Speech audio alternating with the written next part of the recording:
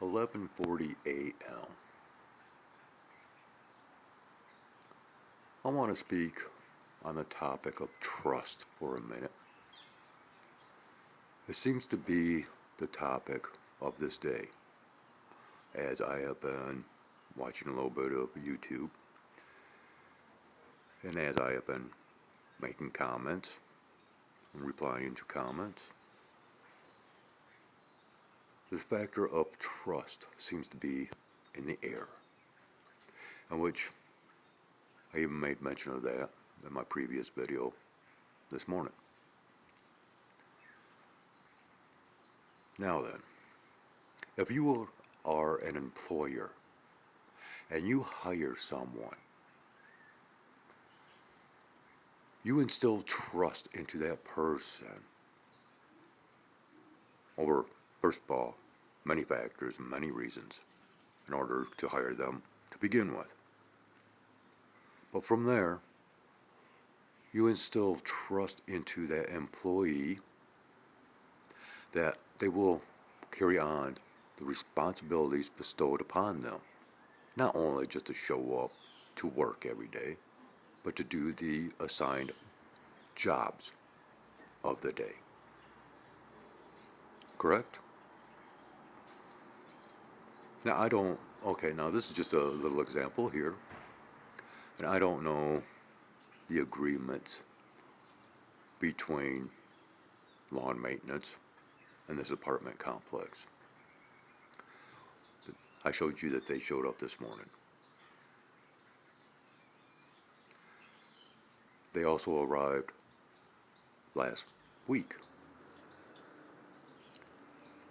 Last week, one of those employees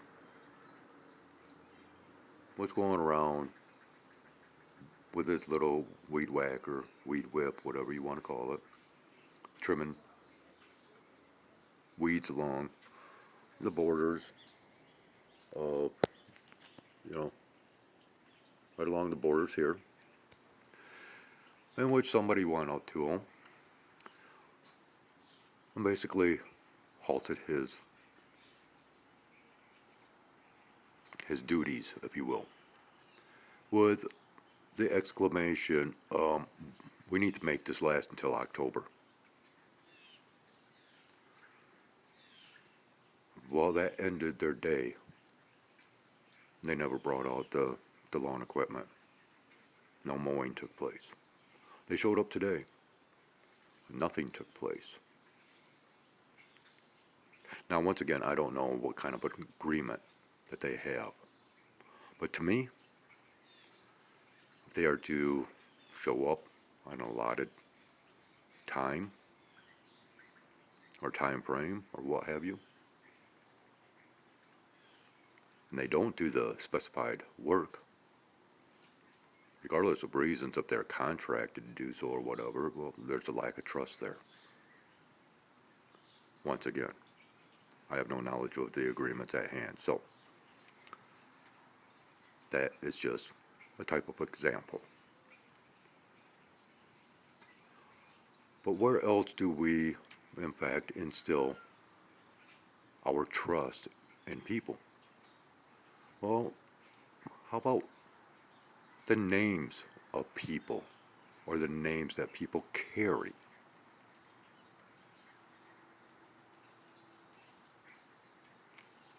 Let's go with the entertainment industry and celebrities.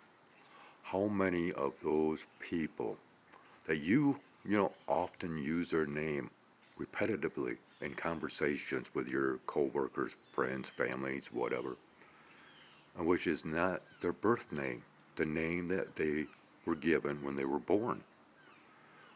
Instead, they have pseudonyms or okay, let's take the actor. When he made his first appearance, and in the credits, it was listed as Lou Gossett. Later on, when his popularity started to rise a little bit more, his name was changed to Louis Gossett Jr., and that is what we remember him as, but not as Lou Gossett.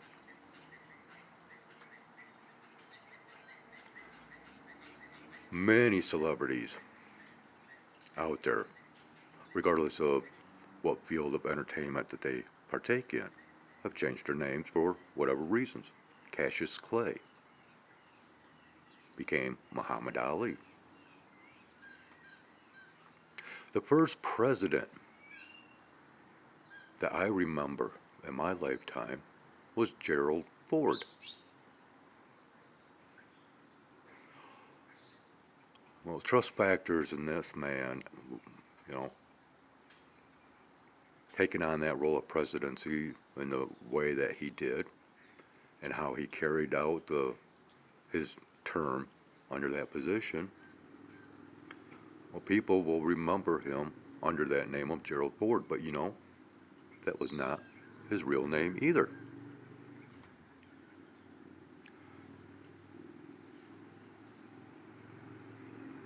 He had to change, he felt the desire to change his name. And so, do we really know people when they change their name like that? Can you trust people that change their name because they are trying to attempt to change their identity and hide behind that new identity? That's how I see it. Or to promote themselves through that new identity.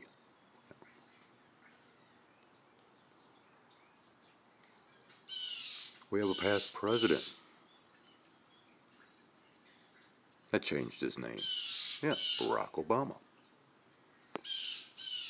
changed his name.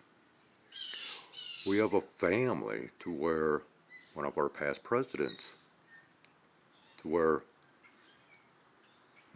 they changed their last name from Trump to Trump. We have a vice president currently that, for whatever reasons, keeps spouting off about, women this, women that, blah, blah, blah, and their roles and whatnot. And I have to question the trust factors in her, because through a vow of marital unity, it is the norm or tradition for a woman to take on her male partner's last name, because that instills the trust that she and he belong together. That is why the names are changed and joined together. Trust. But when a woman does not accept her mate's last name through marriage, can you trust that person?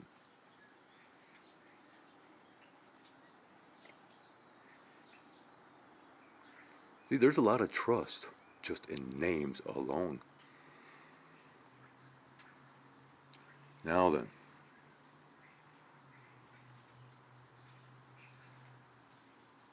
I would like to get into what else we claim to trust in. In God we trust. One nation under God. Why? Because in God we trust. But where in our history does it tell us of this God that we are to trust in that has been put into our currency?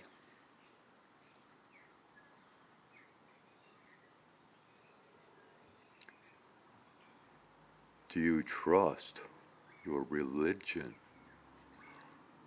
Do you trust the God of your religion?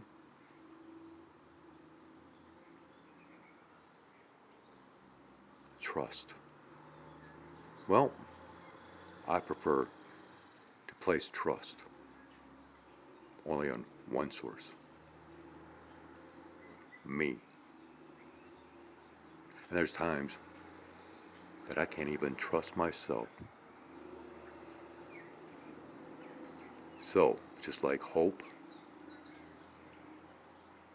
is trust, just another imaginary word, a word that really has no meaning, such as, hope, faith, trust. There's a lot of words out there that really don't carry much meaning, but yet everybody uses them on a daily basis, repetitively. Words without meaning. Can you trust those words?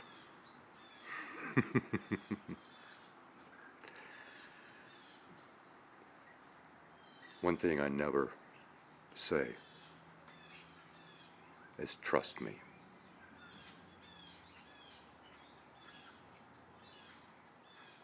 I'll leave it at that.